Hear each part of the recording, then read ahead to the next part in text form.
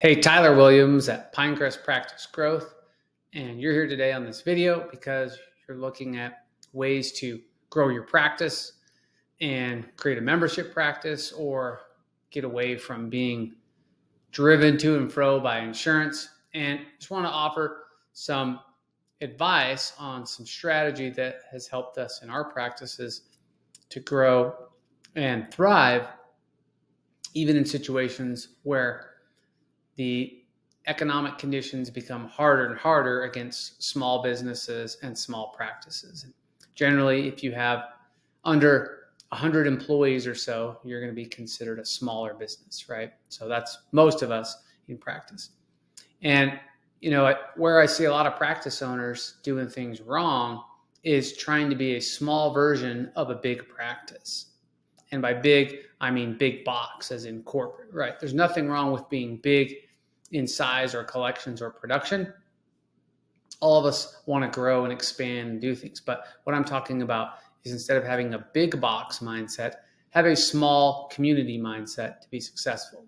And we're going to be talking more about this on our next 6-week advanced membership mastery mastermind group. So if you're interested in applying to see if you can be one of the next 15 coming in on the next round, then please reach out.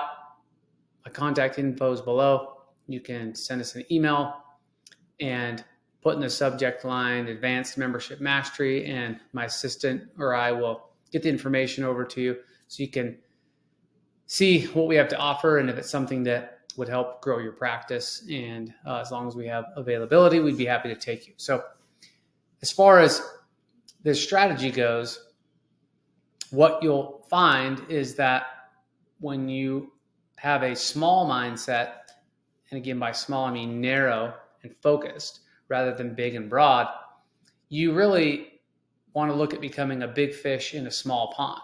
And that doesn't mean you have to be in a small town. It just means the small pond is your network or your community of patients. And if you're trying to compete with a big box practice, you're going to try to be everything to everybody and take every insurance and do every procedure and get people in and out as quick as you can and get as much money as you can from insurance. And there's nothing wrong with those things if you subscribe to that model.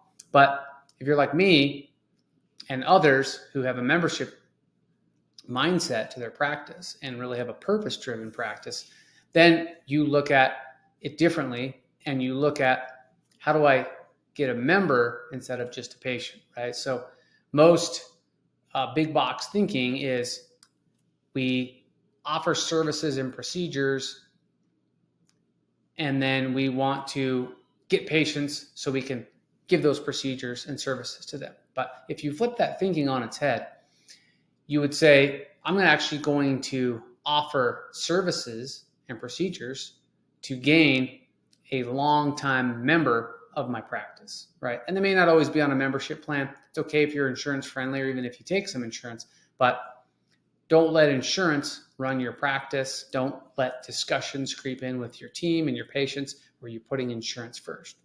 We think of it as the relationships first, the best treatment option is second, and then the finances and the billing and the payment is third, right? Now, we live in a rural world, so for most people, knowing the cost is important, but your best patients won't always only go for, well, what's the cost to do this, right? They want to know, well, is it going to hurt? Is it right for me? What are the pros and cons? Is this the best thing to do? And that can really help you with filtering out people who aren't a good fit. And it's very liberating when you turn someone away, even if they're offering you lots of money, even a 5-figure check, because they don't align with the values of your practice. And that's important. So one example I've seen a lot lately is Facebook ads, right? There are so many companies telling you to do Facebook targeting and Facebook leads and Facebook implants. And we've tried 4 or 5 of these companies and had very poor results overall. One company we used had decent results for a while and then fell off the wagon. Now, I'm not telling you to use Facebook ads or not to use Facebook ads. What I'm saying is that you can't forget your local community marketing, which is more important because it positions you as a local neighborhood expert, and then you can expand that network, that neighborhood, as you maybe grow or get bigger. You might add more neighborhoods, or you might expand your practice in your location and have a bigger footprint in your existing neighborhood. But when you're doing Facebook ads, you're kind of just throwing this message out. And a lot of people on Facebook have too much time and not enough money, and they're never really going to be able to help you pay the bills in your practice, right? Another approach that's worked well is have your patients prepay for their treatment, right? And many people are afraid to do this, but it's so valuable because this is how most businesses run, right? Even a big box dentistry or big corporations, they might not always ask the consumers to pay everything up front. They might allow them to pay over time, pay with their invoice, but they're still prepaid because a lot of these companies are traded on the stock market, or they have private equity who prepays or pre-invests money in there. So if you think about, a company like Uber, for example, you pay right when your ride ends. So you're not paying to book the ride, but there'll be a pending charge on your ride. But because Uber is also publicly traded, they're actually getting funding and paid ahead of time by the shareholders, and then their clients or the people that they're picking up are paid at the time of service. And that's very different from waiting 3 or 4 or 6 months for insurance to pay and letting the patients pay when they want. That's not a sustainable model, especially as labor and overhead costs continue to go up drastically. It's more important to have your patients pay at the time of service, and as we teach in our mastermind, prepay for treatment. And some people won't want to do it, and that's okay, but you don't want to coerce or force anybody into anything. You want to offer them some options.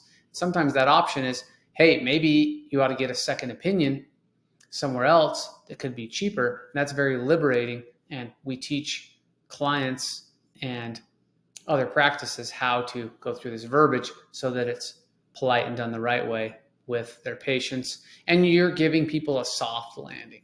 One thing we talk about is not pushing someone off a cliff, right? Giving them an ultimatum, telling them you need to have this tooth out or else, right? Or this is all we can do, too bad, right? That's not a soft landing. You want to bring people down easy so that you can show compassion and care, but also you're setting expectations on how things work in your office. A recent study talked about how 70% of consumers are so annoyed by constantly being sold and pushed and marketed to that they'll actually invest in services that help them avoid marketing and sales and being peddled, right? And when you look at the big box way of doing things, it's going to be all about how many things can I convince someone to buy while they're here. And although that can work for some people, you want to think about approaching it differently and being a local authority rather than just pushing your services on anybody. But go back to what I mentioned in the beginning is you offer services to attract patients and members, not attract people to your office and new patients and referrals just so you can do a bunch of treatment. You want to have lifelong relationships. That's what makes doing what we do really fun and really rewarding. So thanks for watching today's tip. If you have more questions, you can check out our other videos, or you can reach out about the upcoming mastermind if you're interested in applying. So have a great day, and we wish you nothing but the best in your practice. Thanks.